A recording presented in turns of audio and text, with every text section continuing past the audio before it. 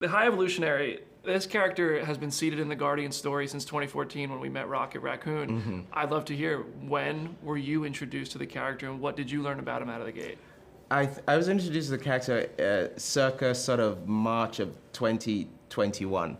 We just finished doing a take of the dance sequence in Peacemaker for the opening credits, and between takes, James said, "Can I have a word with you?" And I joked, I said, you know, as an actor wondering if this is when you get fired, I joked, is this when you thought you'd hired Chiwetel Ejiofor but hired Chukwudi Iwuji by mistake? And then he said, no, actually, it's actually not that, but I actually want you to play the High Evolutionary in Guardians of the Galaxy 3. That's how I was introduced to it. I'd never heard of the character before, didn't know of the character. Of course, from that point on, I went and looked at all the material and went, oh God, I'm gonna be this guy. And that's how the journey started for me, you know? That's awesome. Yeah. That's awesome. And you nailed it with this role, dude. Oh, thank you so much. I hated your character Good. so much. It was in the way you intended said it me to to. be hated. Exactly. I say Yeah. that as a compliment. Thank you. Will, similarly, Adam Warlock is a character Marvel fans have been looking forward to meeting. There's been so much anticipation around his arrival. What was your introduction to Warlock? How'd you meet him for the first time? Mine was a little later in June of 2021. Or actually, that might not even be true, because when I first auditioned for Adam and sent in a tape, I didn't even really know who I was auditioning for. I was auditioning for kind of an untitled character. So that was a little bit confusing. Eventually, I was kind of drip-fed the information about the being that I was, you know, trying to portray. And I knew that this character had been teased at the end of the second movie, but yeah, it was, you know, a welcome kind of surprise to find out that, you know, it was a character, as you said, who's kind of steeped in this like comic book history, and you know, also crosses over with Chuck's character. And yeah, I was very, very honored to eventually get the role in September-ish, I think, after several months of auditioning. And the version of the character you play is like basically a newborn. He's funny for that reason too. And I'd love to hear, like, you know, I'm sure you've become quite familiar with various versions of the character from comics. There's a million versions of every character.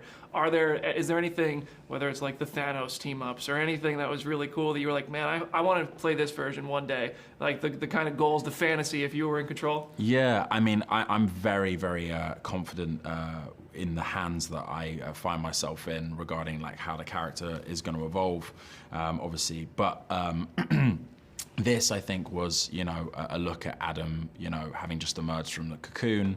He's in a kind of childlike state and at the early stages of evolution. And so I think, yeah, a lot of the comedy, you know, comes from seeing this, you know, young person in a man's body kind of try and navigate, you know, the universe and, you know, decipher, you know, what kind of level of morality he's going to possess, how he's going to align himself, you know, in respect to forces of good and evil, and, you know, whether he's going to live up to the expectations of his own people or, you know, a different group. And getting to play with all of that was just a blast. Which one of your characters would you say at the beginning of the movie has more of a disdain towards the Guardians of the Galaxy? Oh, I think me, because I have a disdain to basically anyone that isn't me. Yeah. And I don't like, is that basically, you know? So, yeah. The High Evolutionary, I feel like that's a really interesting character in a time like the one we're living in, where like comparison is just the ultimate thief of joy. Everybody's trying to better themselves because they see what they see on social media. They see where they could be better. The High Evolutionary seems like the ultimate culmination of where the human race might be going. He's not on a single social media platform, High Evolutionary. You can't find him. You're on social media, you are. I am, But yeah. High Evolutionary, that guy. A little bit. He is social media. But I know, did you find any kind of parallels or what that character might be saying about, did you find anything like that in the role? For me, really, was more about the idea of how many people over the history have been very dangerous when they think they have the answer. You know, and so we keep seeing these guys pop up all the time. You know, they single-mindedly believe they know how to solve certain things.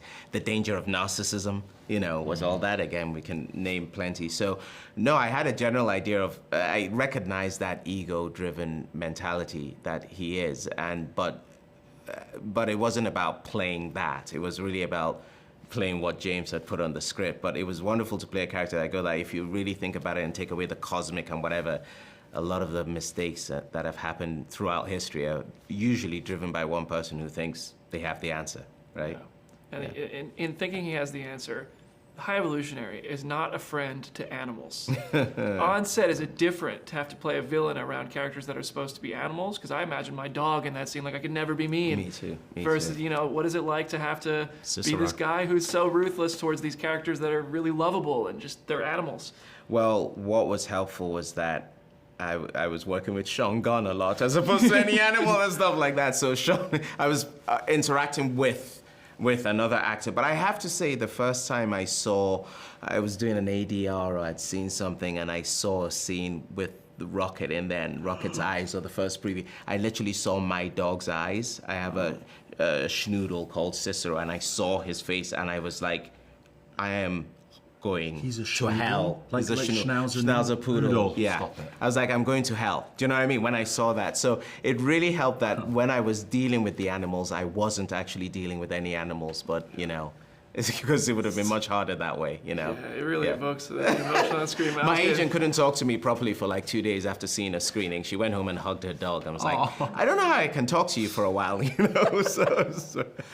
And I'll end it with this, the Marvel crossover question I'm sure you're going to get all day, but this is a universe that has existed for over a decade now. So many actors, so many characters. If you could have had a chance to get on screen with anybody who's ever been in this world before, who do you think would have been the most fun or will be the most fun if it ever happens? Oh my gosh. Oh, that's such a big I've been trying to work with Daniel Kaluuya for forever. Oh yeah, he's so good. He's one of the best. So, yeah. Daniel's up there for me.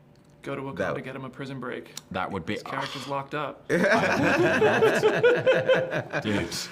please. I'd love to work with him. He'd be amazing. Yeah. To work with, yeah.